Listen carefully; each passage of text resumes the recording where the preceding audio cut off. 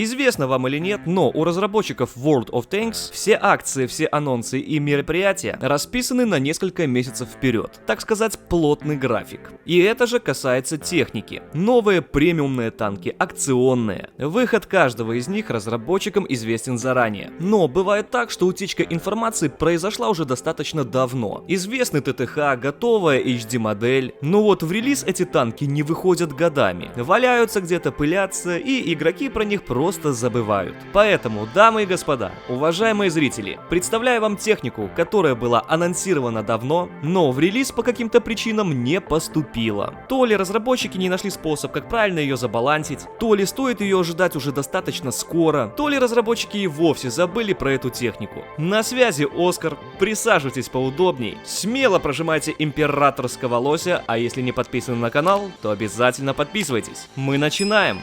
Будет интересно.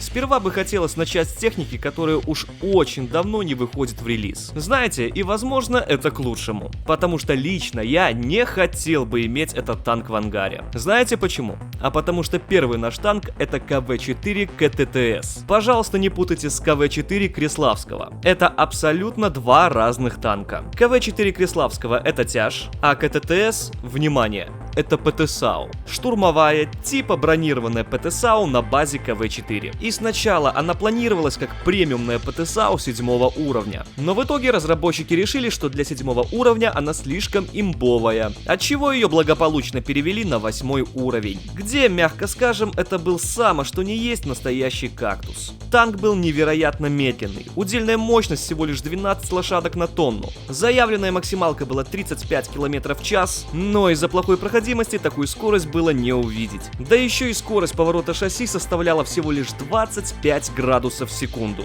Да, КВ-4 КТТС могли закружить даже некоторые тяжи. Вооружен танк был не самым лучшим орудием, как для ПТСАУ. Обычная 107 миллиметровка, которую многие могли попробовать на прокачиваемом КВ-4. Пробитие на бронебойных снарядах 227 мм, на голдовых подкалиберах 289. Урон за выстрел 320 единиц, перезарядка 8 секунд. Как бы получался достаточно неплохой урон в минуту, однако не самый впечатляющий для ПТСАУ 8 уровня. Разброс на 100 метров был 0,35, время сведения 2,4 секунды. Но вот углы вертикальной наводки всего лишь минус 5 градусов. Сказать, что это невероятно мало, значит ничего не сказать. Ну и по броне. Номиналка неплохая, но вот приведенки нет. Танк пробивался бы без особых проблем. Возможно, любителям КВ-4, если такие, конечно, есть, эта ПТшка бы зашла. Но вот отсутствие вращающейся башни ставит эту теорию под вопрос. Танк очень плохо сбалансирован и не подходит под нынешние реалии рандома. Медленный, неповоротливый кактус. Возможно, в будущем, если разработчики подтянут ТТХ, этот танк стоит ожидать за марафон. Но на данный момент время его еще не пришло. А вот следующий экземпляр достаточно жесткий. Советская акционная ПТСАУ 10 уровня, объект 268, вариант 5. Появилась в игре давненько, однако ее катают только китайцы, где она есть в продаже. У нас она имеется только на супертесте и появится когда-нибудь в рандоме неизвестно. Помнится, этот танк на своем аккаунте даже катал Муразор. Да, давно это было. Орудие у танка отличное, а на момент, когда просочилась про него информация, и вовсе было имбовое. 152 миллиметровка. Бронепробитие основным бронебойным снарядом 303 мм, голдовым кумулятивом 395.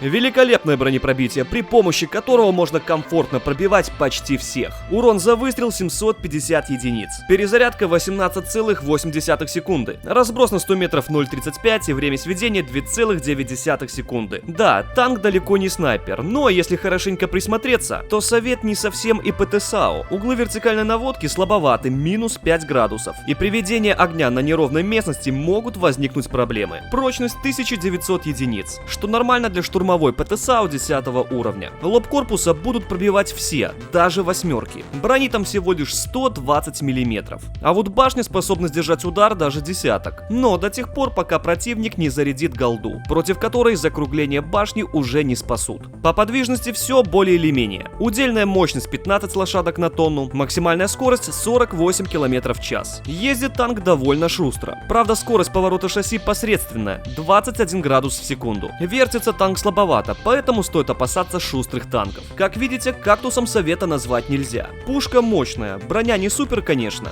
но отбивать кое-что можно. Тем более есть неограниченно вращающаяся башня. Будет ли это танк десяткой новой ветки, либо наградой за глобальную карту, неизвестно. Пару лет назад его еще активно катали супертестеры и можно было встретить в рандоме. Но уже достаточно много времени про эту ПТ-шку ничего не слышно. И скорее всего разработчики про нее просто забыли.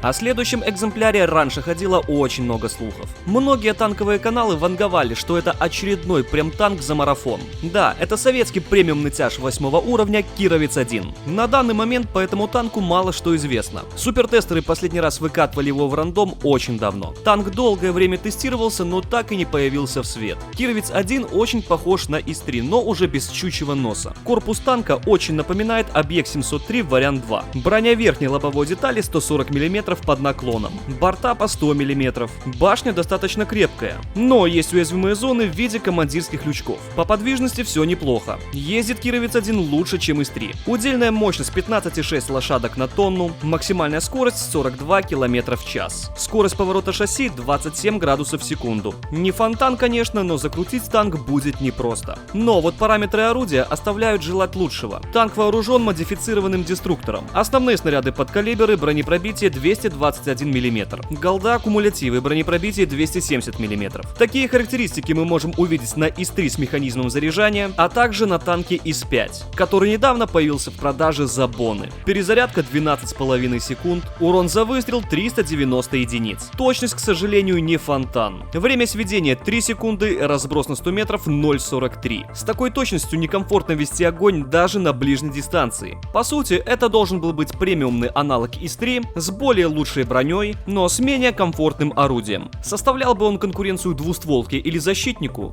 Определенно нет. Кировец-1 проигрывает по многим параметрам. В первую очередь по точности орудия. Но есть все шансы, что стабилизация у этого танка могла быть как у двустволки, которая, как известно, просто великолепная. Супертестеры давно уже не катают этот танк. Да и походу разработчикам до него тоже уже нет никакого дела.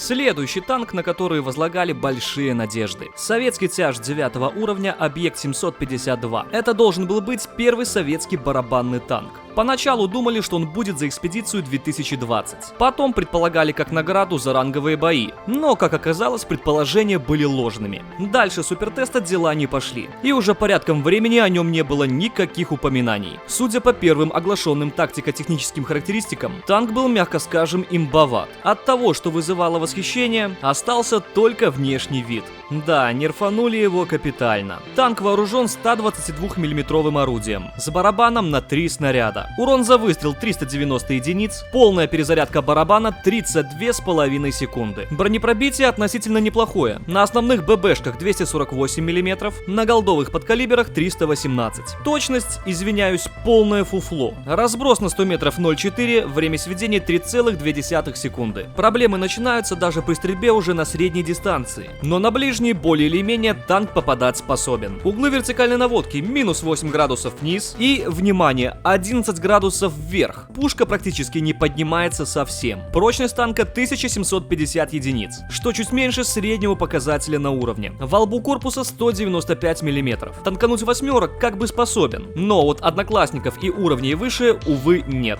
Борта 140 мм, неплохо. И самая крепкая часть — башня, 330 мм лобовой проекции. Правда, без уязвимых командирских лючков не обошлось. Что касается подвижности, здесь ничего выдающегося. Удельная мощность 14 лошадок на тонну, максимальная скорость 40 км в час. Скорость поворота шасси 31 градус в секунду. Типичные показатели, как для тяжа 9 уровня. Танк в принципе получился неплохим. Правда, с нерфом точности орудия разработчики перестарались. По броне это типичный совет. Хорошие борта и башня, за счет чего можно было бы неплохо танковать. Ну и в плане мобильности тоже неплохой. И уверен, этот танк понравился бы многим любителям барабанов. Но когда его введут, за что него и введут ли вообще, увы, неизвестно. Главное, что разработчики про него просто не забыли. А какой танк из этого списка вы бы хотели себе в ангар? Ответ пишите в комментариях. И на этом первая часть видео подходит к концу. Если хотите продолжение, обязательно ставьте лайк. 3000 лайков, с меня новый видос. Ну и конечно же, подписывайтесь на канал, клацайте колокольчик и комментировать не забывайте. Лишь только ваша активность мотивирует делать меня видосы интереснее и качественнее. С вами был Оскар. Всех благодарю за внимание. Пока.